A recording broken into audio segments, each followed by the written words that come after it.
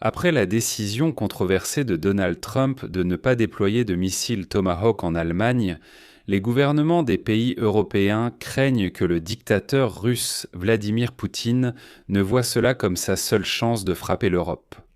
Et déjà des signaux indiquent que Vladimir Poutine se dépêchera de lancer une attaque, car le moment est actuellement idéal pour cela.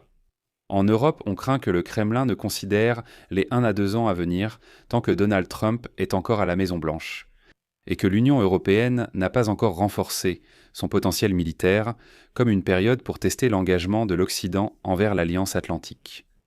De plus, Vladimir Poutine a commencé à signaler son désir de s'emparer de plus de territoires, et Trump lui fait clairement le jeu. Aujourd'hui, le journal Politico a interrogé des responsables européens et même des représentants, et il en conclut que la Russie se hâtera tout de même de lancer une attaque contre l'Europe. Je m'appelle Alexei Pichi. Discutons ensemble de ce sujet, mais avant de commencer, je vous demande de vous abonner à la chaîne, de liker cette vidéo et d'écrire n'importe quel commentaire sous cette vidéo. C'est très important pour la promotion du contenu sur YouTube et je vous en serai reconnaissant. De plus, abonnez-vous à ma chaîne Telegram Pitchy News, le lien se trouve dans la description de cette vidéo. Nous y publions des actualités en temps réel dès qu'elles arrivent. En Europe, de plus en plus de politiciens disent que la Russie dispose désormais d'une fenêtre d'opportunité pour entrer en guerre contre l'Europe.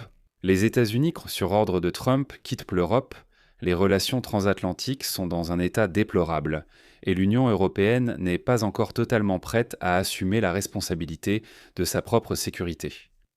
Bien que les représentants du ministère de la Défense et les politiciens n'excluent pas la possibilité que Poutine lance une offensive terrestre dans un pays de l'OTAN, ils considèrent toutefois que cela reste peu probable, étant donné à quel point la Russie est épuisée par la guerre contre l'Ukraine.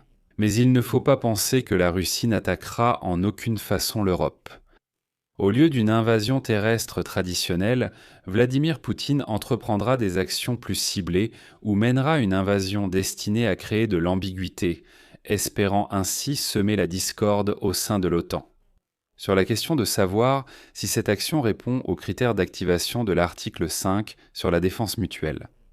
L'article 5 stipule que les alliés doivent considérer une attaque armée contre l'un des pays comme une attaque armée contre tous les pays.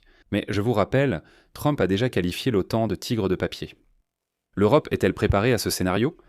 Les Européens, bien sûr, ont augmenté leurs dépenses de défense, mais les effets complets ne se feront sentir que dans quelques années.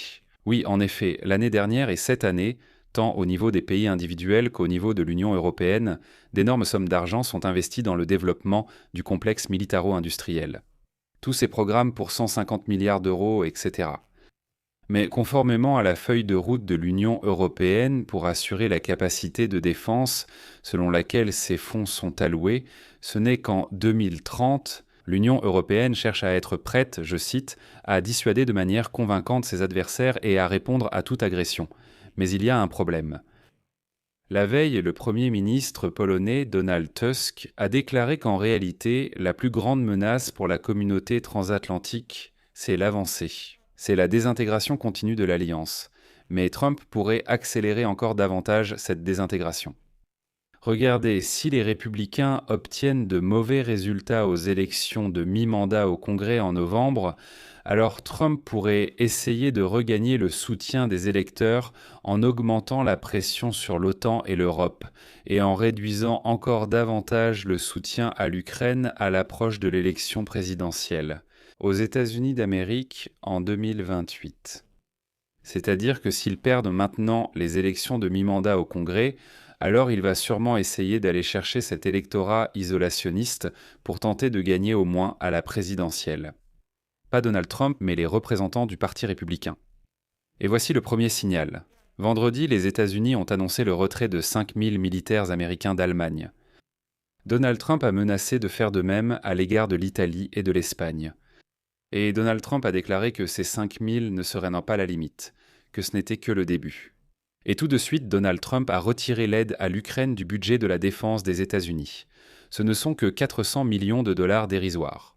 Et le budget de la défense des États-Unis pour l'année prochaine s'élève à 1,5 billion de dollars.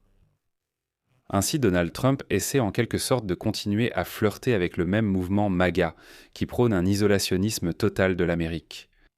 La veille, Volodymyr Zelensky, d'ailleurs, a déclaré que cet été, Vladimir Poutine déciderait soit d'élargir la guerre, soit de commencer de véritables négociations.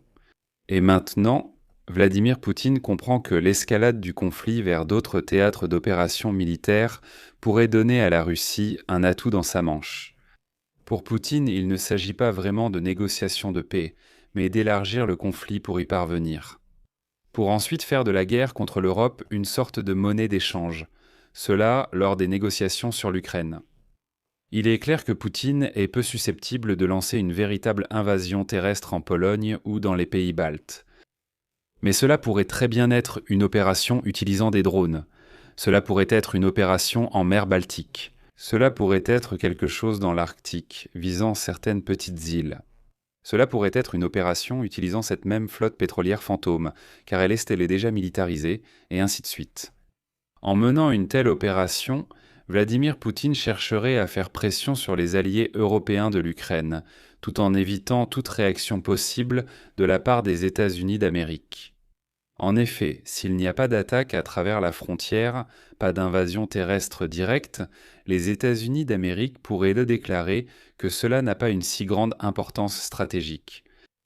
Et aussi mauvais que soit Donald Trump, je rappelle que Joe Biden, au début de l'invasion à grande échelle de la Russie en Ukraine, disait aussi « Eh bien, nous verrons de quel type d'invasion il s'agira.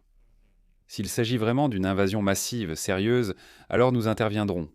Mais si c'est limité, comme il le disait, alors peut-être que nous ne réagirons pas du tout. Comment peut-on qualifier une invasion de limitée? C'est déjà une invasion. Voilà, mais néanmoins. Et il est évident que Donald Trump peut utiliser la même rhétorique.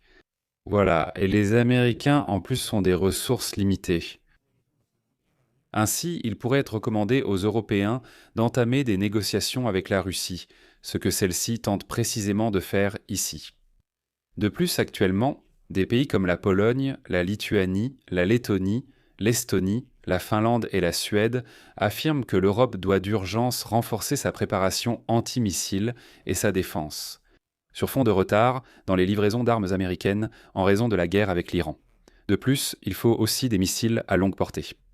Comme vous le savez, Trump a refusé de déployer des missiles Tomahawk en Allemagne, et les Européens n'ont pas de missiles de ce type. Les Russes envoient en même temps un signal, puisqu'ils ont accusé les pays baltes de permettre prétendument aux drones ukrainiens d'utiliser leur espace aérien pour attaquer la région de Leningrad. Mais certains hommes politiques dans les pays baltes essaient actuellement de calmer les inquiétudes. Par exemple, le président estonien Alar Karis a déclaré que la Russie était très occupée en Ukraine. Je ne pense pas qu'elle ait suffisamment de moyens pour essayer de mener une guerre aussi dans les pays baltes. Je considère cela comme extrêmement improbable. Mais vous savez, un tel excès de confiance pourrait leur jouer un mauvais tour. En effet, pour lancer des drones contre les pays baltes, la Russie n'aurait même pas besoin de retirer beaucoup de forces de la guerre contre l'Ukraine. Je vais m'arrêter là. Votre avis, vos conclusions, écrivez-les dans les commentaires sous cette vidéo. Abonnez-vous à la chaîne, activez la cloche et n'oubliez pas de mettre un like. Si vous souhaitez soutenir le travail de cette chaîne YouTube, je vous en serai bien sûr reconnaissant. Vous pouvez le faire en envoyant un don ou en prenant un abonnement payant via les liens et les coordonnées bancaires dans la description de cette vidéo ou bien grâce au QR code qui s'affiche sur vos écrans. C'est tout pour aujourd'hui. Prenez soin de vous. Au revoir à tous.